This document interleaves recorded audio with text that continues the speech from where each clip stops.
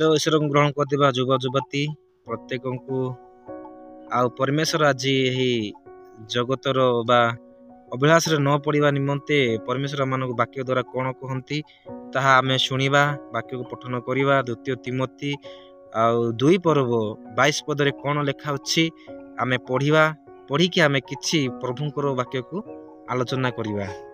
किंतु तुम्हें यौवन कालर अभिलाषर पलायन करी जो माने शुचि हृदय रे प्रभुंक निकट रे प्रार्थना करंती सेमानंक सहित धार्मिकता विश्वास प्रेम और शांतिर अनुगामी हुआ। हालेलुया। आ आमे सुंदर भाबरे आमे वाक्य पढ़िबा सुनुथिलु। तो आज आम मानकर यौवन अवस्था रे आमे को भली आचरण करिया पड़िबो आउ काहाको अनुसरण करिया पई वाक्य कुहे आज बा परमेश्वर कहंती आज आम मानकू ताहा आज आम माने ध्यान करिबा। जगत रे आमे अछु माने आउ काहा निमंते आमे जगत रे बंची अछु ना आउ ए कुबिलास गुडा करे अभिलाष माने कोन जानि पाउथिबे आपण माने।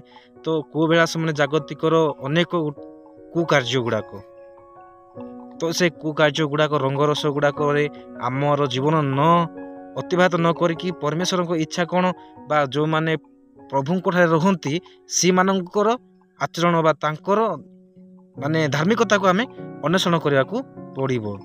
आउ जो समय आम जे लोक मैंने आम तुच्छ न करती से परी आम जीवन को आउ ये वास्तव रे आचरण